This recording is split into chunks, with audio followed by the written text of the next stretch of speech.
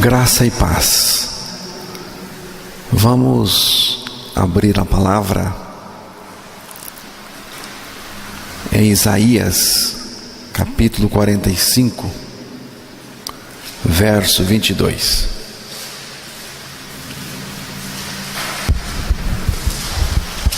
Olhai para mim e sereis salvos, vós todos os termos da terra, porque eu sou Deus e não há outro. Que Deus revele a sua palavra aos nossos corações. Olhai para mim e sede salvos, vós todos os limites da terra, porque eu sou Deus e não há outro. Isaías 45, verso 22. Diz o Senhor Deus, o único Deus e também Salvador: olhai para mim e sede salvos. Olhai para a minha pessoa e sede salvos. Olhai para a minha pessoa.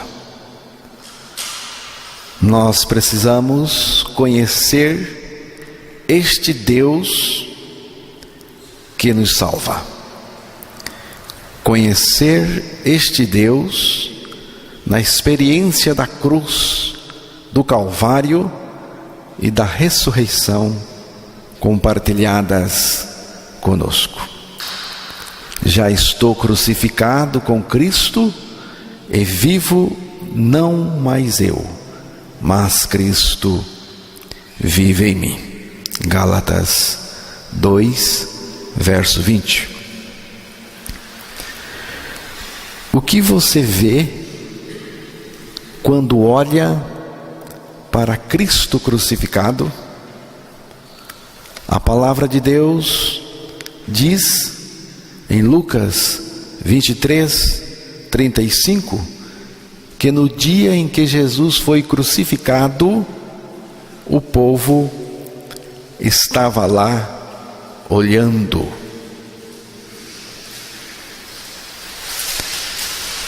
Mas o que o povo viu? Os principais sacerdotes dos judeus, entre outros religiosos, viram um impostor morrendo naquela cruz. Pilatos viu o rei dos judeus. E Pilatos escreveu também um título e pô-lo em cima da cruz, e nele estava escrito: Jesus Nazareno, o rei dos judeus. João capítulo 19, verso 19. Muitos viram um inocente e injustiçado morrendo naquela cruz.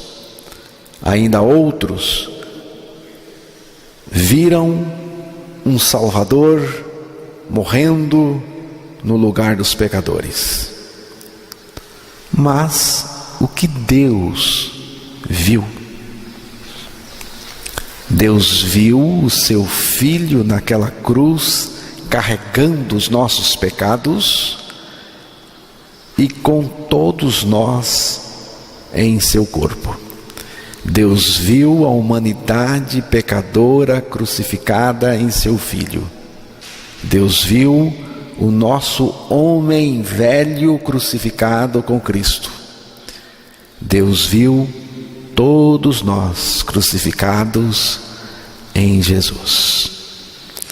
Jesus disse: e eu, quando for levantado da terra, todos atrairei a mim mesmo. Nele eu fui crucificado e morri. O amor de Cristo me levou a esta consideração libertadora. Se um morreu por todos, logo todos morreram. 2 Coríntios, segunda carta de Paulo aos Coríntios, capítulo 5, verso 14. Se Jesus morreu por mim, logo eu também morri com ele. Por causa desta revelação de Deus ao meu coração, eu me vejo crucificado com Cristo. Com Cristo também ressuscitei, agora Ele está em mim. Cristo vive em mim. Cristo é a minha vida. E Cristo, que é a minha vida, se manifesta. Para mim, o viver é Cristo. Cristo é o meu viver, porque Ele vive em mim a sua vida ressurreta, justa e santa. Pela graça, mediante a fé, eu me vejo crucificado com Cristo. E você, o que vê quando olha para a cruz do Calvário? Olhai para mim e sede salvos. Olhar e ficar olhando. Hebreus capítulo 12, verso 2.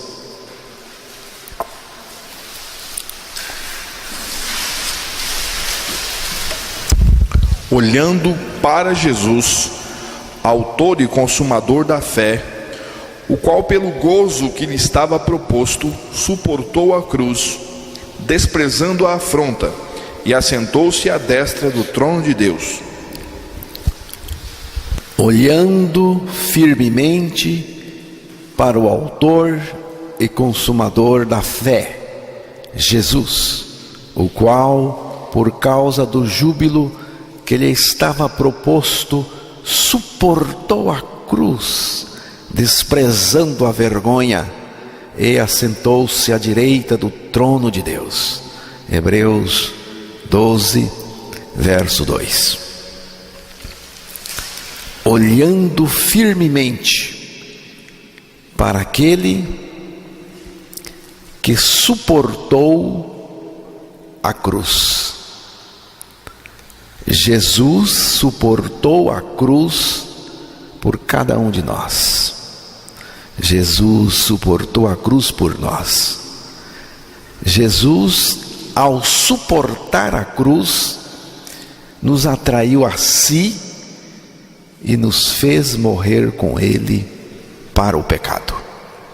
E ao ser ressuscitado pelo Espírito do Pai, nós fomos ressuscitados juntamente com Ele.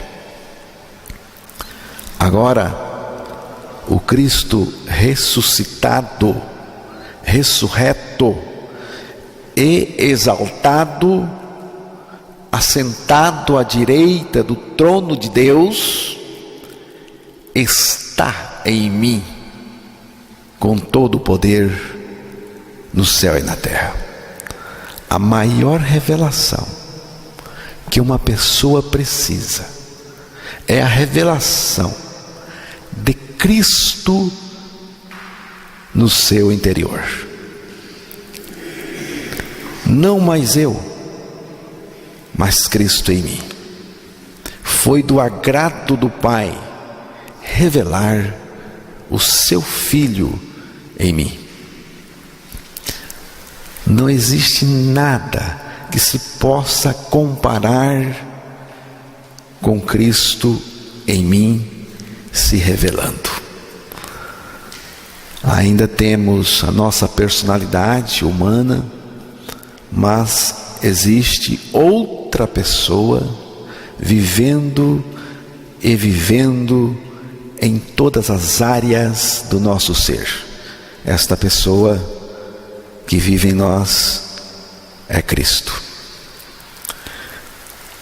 Há uma nova realidade. Cristo em mim.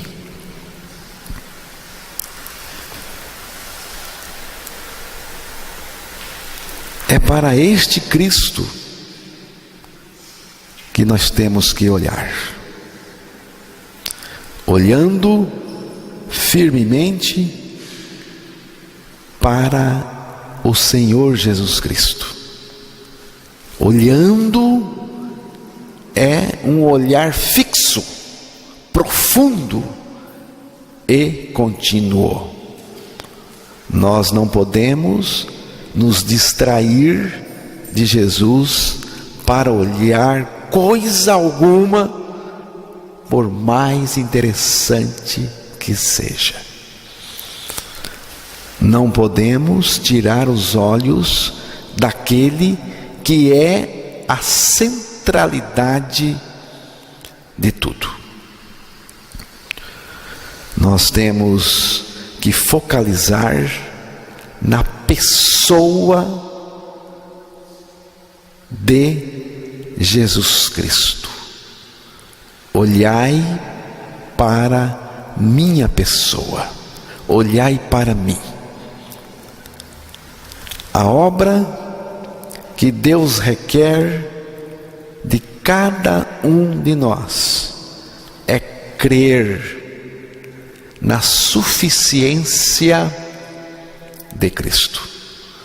Nós precisamos olhar para o Senhor Jesus, porque em Jesus está a providência de Deus para nós. Deus quer que a gente conheça esta suficiência de Cristo. A maior revelação que uma pessoa necessita é a revelação de Cristo no seu íntimo, no seu interior. E Cristo revelado no nosso interior, se revelando a cada instante, se manifestando. Satanás tem feito de tudo, e neste tempo do fim, ainda muito mais, para tentar distrair o povo de Deus da consciência, da eficiência e da suficiência de Cristo. O diabo está cada dia mais desesperado e furioso, nervoso contra a suficiência de Cristo. Neste mundo, nada tem significado se Jesus não for o sentido da vida e a nossa suficiência total. Como povo de Deus, precisamos conhecer esta suficiência de Cristo. Como povo de Deus, precisamos ser um povo que não saiba olhar para outra coisa senão para Cristo. O Senhor retornará para buscar o seu povo. O povo de Deus é aquele que está olhando firmemente para o Senhor. Olhai para a minha pessoa e seres salvos. Foi o que o Senhor nos ordenou.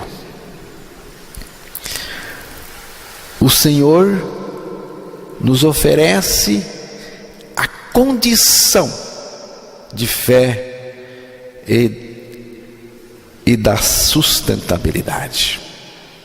O Senhor oferece ao seu povo a condição de fé e da sustentabilidade, do começo ao fim.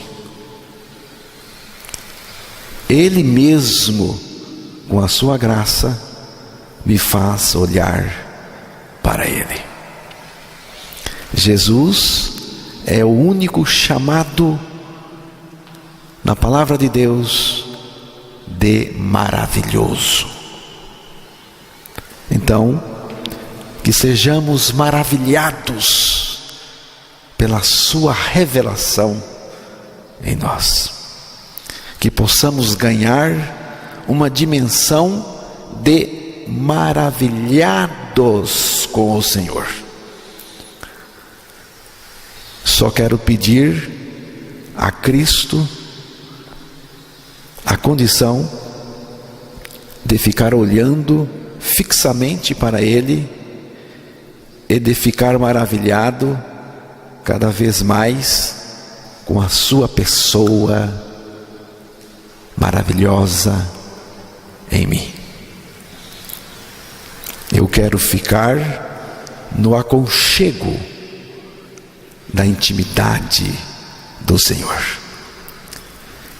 Vamos fazer como o profeta Miqueias disse: eu, porém, olharei para o Senhor e esperarei no Deus da minha salvação. Miqueias 7, verso 7. Ainda que tudo esteja dando errado, humanamente falando, vamos olhar para Jesus Cristo. Não podemos tirar os olhos daquele que tem toda a suficiência e assumiu a nossa salvação do começo ao fim.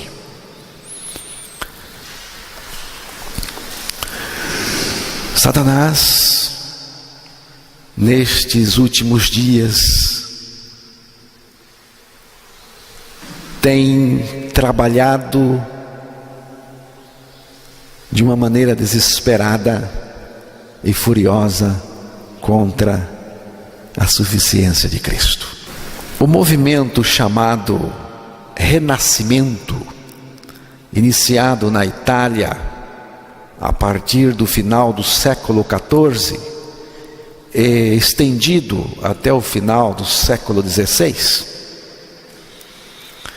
esse movimento fez a mudança do teocentrismo para o antropocentrismo, introduzindo o humanismo como uma nova visão de mundo.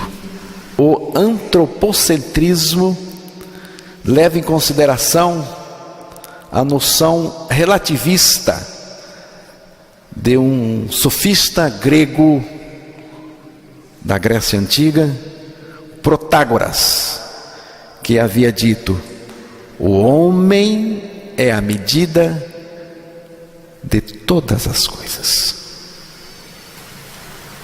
É o que vemos nas Olimpíadas e também na filosofia do mundo. Mas para nós, Cristo é o centro de todas as coisas e a única suficiência que pode preencher todas as coisas. Lamentavelmente, a cristandade pós-moderna é muito mais sofista, muito mais humanística do que cristã de fato. É muito mais antropocêntrica do que cristocêntrica.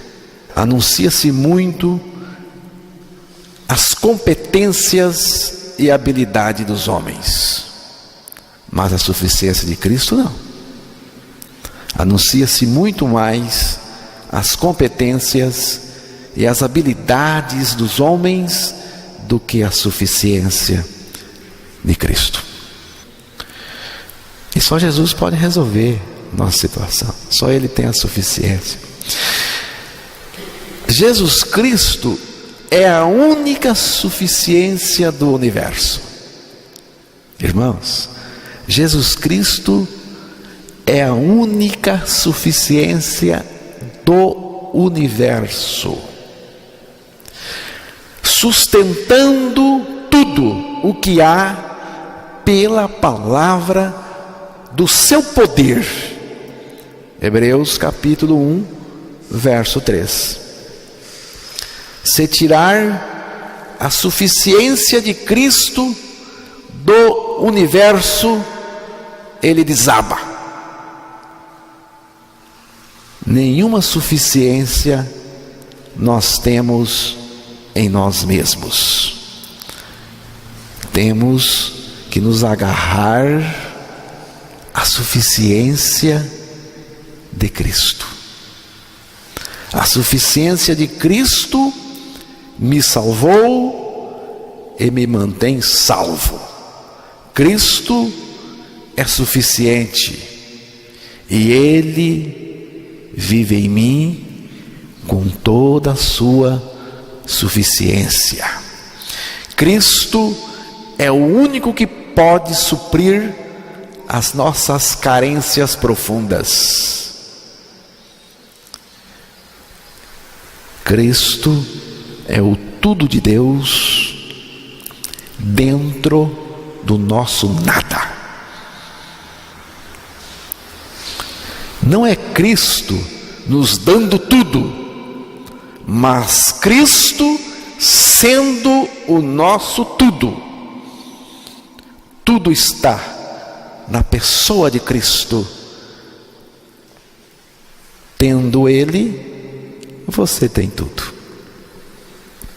A tendência é pedir ao Senhor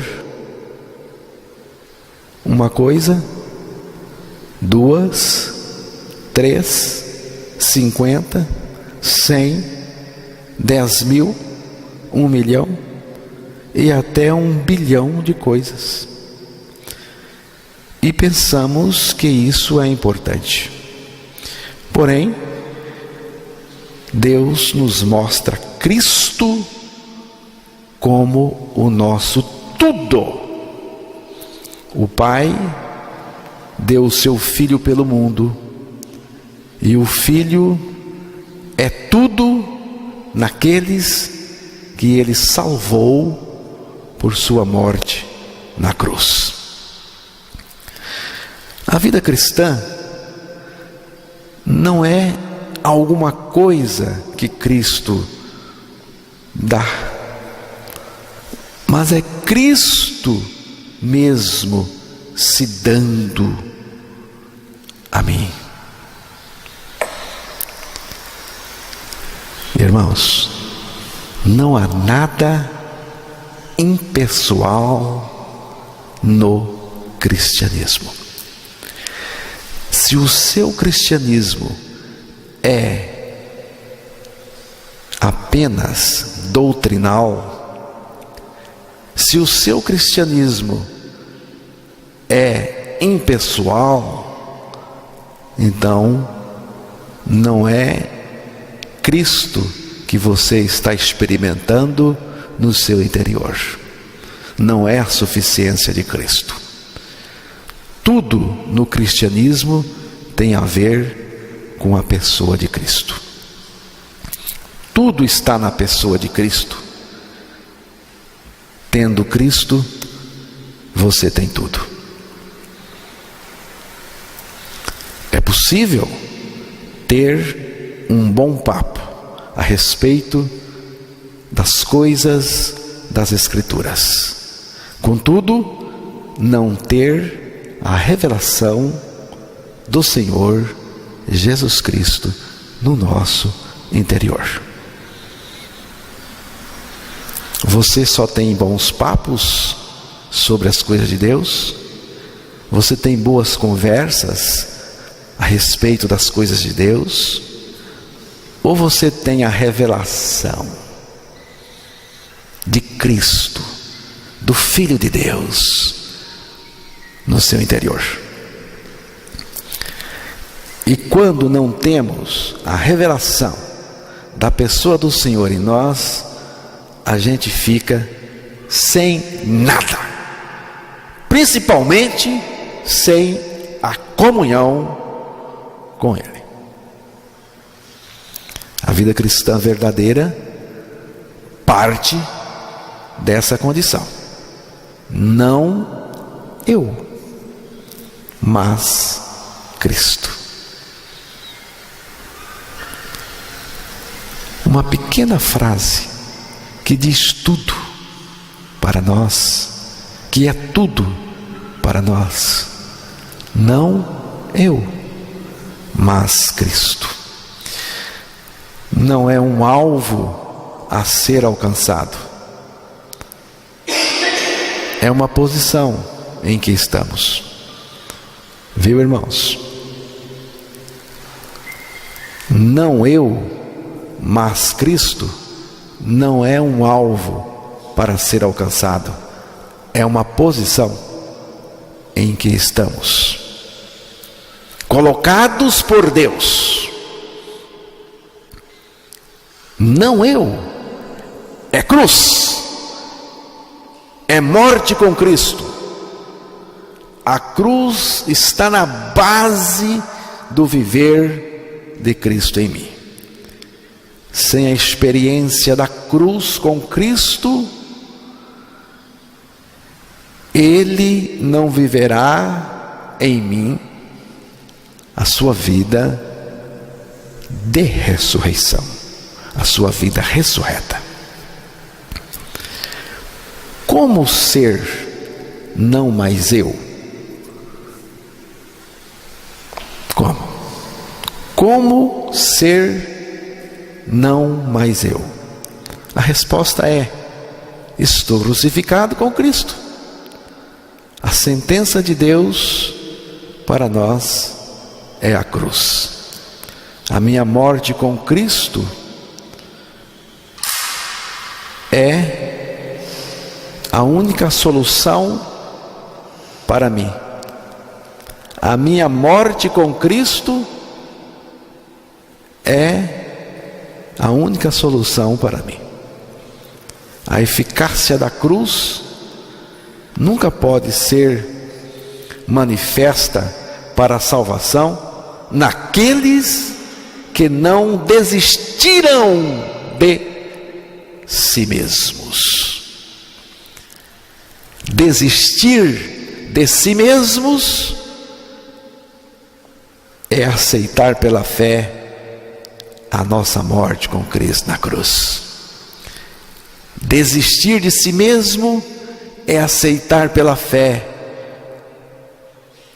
a morte com Cristo na cruz. Não mais eu, mas Cristo em mim. É a vontade de Deus para cada cristão verdadeiro.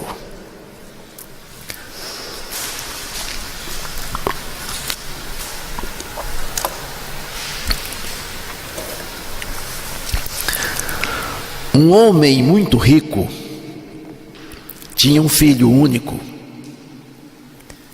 e gostava de colecionar obras raras, quadros. Eles tinham em sua coleção desde Picasso a Rafael. O pai e o seu filho sentavam-se juntos para admirar as grandes obras de arte. Mas veio a guerra e o rapaz foi convocado. O jovem era corajoso e morreu numa batalha enquanto salvava outros soldados. O pai foi notificado e ficou muito triste por causa da morte do seu único filho. Um mês depois do acontecimento, pouco antes do Natal, alguém bateu na porta. O pai abriu a porta e viu um jovem parado na frente da casa com um pacote grande nas mãos. O jovem lhe disse: "O senhor não me conhece, mas eu sou o soldado por quem seu filho deu a vida. Ele salvou muitas vidas naquele dia. Eu estava ferido e ele estava me carregando a um local seguro quando uma bala o atingiu no coração e ele morreu no mesmo momento."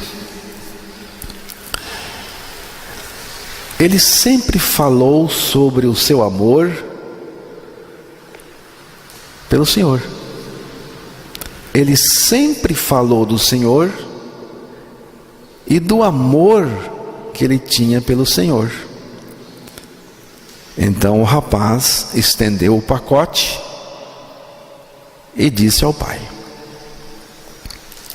"Eu não sou um grande artista, mas acho que o seu filho gostaria que o Senhor o recebesse."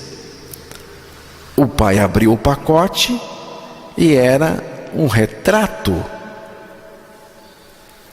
de seu filho, pintado pelo jovem. O pai se assustou com a forma como o soldado havia capturado a personalidade do jovem naquela pintura. O pai estava atraído. O pai estava tão atraído pela expressão dos olhos do seu filho na pintura, que os seus próprios olhos se encheram de lágrimas. Ele agradeceu ao jovem e ofereceu pagar-lhe o quadro. O jovem respondeu: "Não, senhor, eu mesmo nunca poderia pagar o que o seu filho fez por mim. É um presente." O pai pendurou o retrato do seu filho sobre a sua lareira. Todos os visitantes que vinham à sua casa, ele levava para ver o retrato de seu filho antes de mostrar-lhes as outras grandes obras da coleção. A sua esposa morreu e ele também morreu alguns meses mais tarde. Então, foi realizado um grande leilão de suas pinturas. Muitas pessoas importantes estavam reunidas para comprar alguma daquelas valiosas obras. O leiloeiro bateu o martelo: "Começaremos o leilão com a pintura do filho. Quem pagará mais por essa pintura?" Houve um grande silêncio. Então, uma voz no fundo da sala gritou: "Queremos ver as pinturas famosas. Deixe esta de lado." Mas o leiloeiro persistiu: "Alguém pagará algo por esta pintura? Quem levará o filho?" Finalmente, uma voz se fez ouvir lá do fundo da sala. Era o jardineiro do homem e de seu filho. "Eu darei $10 pela pintura." Sendo um homem pobre, era tudo o que podia pagar. Temos $10. Quem pagará $20? Disse o leiloeiro. Os compradores gritaram com raiva: dê a ele por $10. Vamos ver os mestres, insistiu o leiloeiro. $10 é o lance atual. Ninguém faz um lance de $20. A multidão estava ficando irritada. Eles não queriam a pintura do filho. Eles queriam trazer mais investimentos para as suas coleções. O leiloeiro bateu o martelo. Dou-lhe 1, 2, vendido por $10. Um homem sentado na segunda fila gritou: agora vamos continuar com a coleção.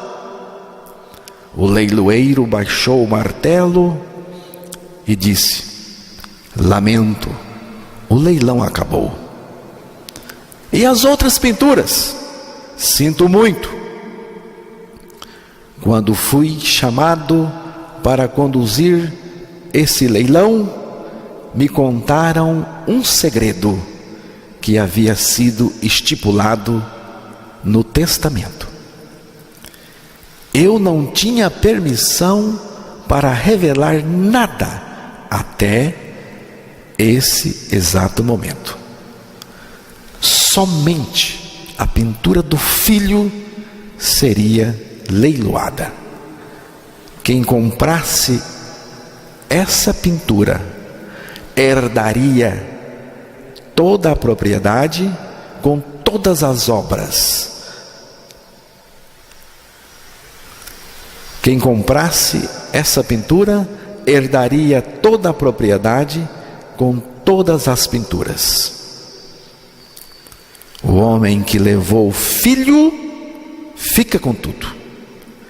Quem comprou o quadro do filho levou tudo. Quando Cristo é tudo, eu tenho tudo. Quando Cristo é tudo para mim, tenho tudo. Não mais eu, mas Cristo em mim. Quando Jesus é tudo em mim, eu estou enriquecido de tudo o que Ele é. Cristo é toda a minha riqueza. Toda a minha riqueza é Cristo. Cristo, o meu tesouro. O tesouro que Cristo é em mim é imensurável, indescritível e inesgotável. Se Cristo é tudo em nós, então a sua suficiente vai permear meu lar, meu casamento, meu namoro, minha profissão, meus estudos, meus negócios e os meus relacionamentos. Você está experimentando Cristo como o seu tudo? Há uma diferença entre você aceitar que Cristo é tudo e crer que Ele é tudo em você. Graças ao Pai, porque o Filho é tudo em mim, é tudo em nós. Jesus Cristo se tornou para nós tudo. Primeira carta aos Coríntios, capítulo 1, verso 30.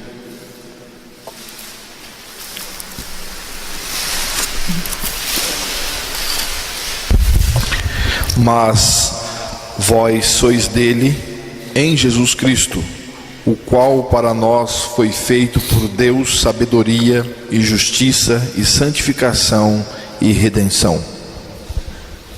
Mas vós sois dele em Cristo Jesus, o qual se nos tornou da parte de Deus. Primeira carta de Paulo aos Coríntios, capítulo 1, verso 30. Acerca do Filho, acerca de Cristo, é dito, o qual se nos tornou da parte de Deus. A palavra não diz que nós nos tornamos para Ele, mas diz que Cristo se tornou da parte de Deus para nós. Ele se tornou sabedoria de Deus, justiça, santificação e redenção. Você sabe por que somos justos, redimidos e santos diante de Deus?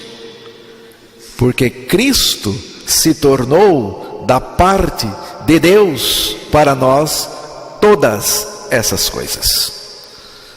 Se você crer, Cristo se tornou tudo da parte de Deus para você. Se não crer, então está perdendo tudo. Como aqueles compradores de quadros, perderam tudo porque desprezaram o quadro do Filho. Para aqueles que buscam sinais, eu prego Cristo. Para aqueles que buscam sabedoria, eu prego Cristo.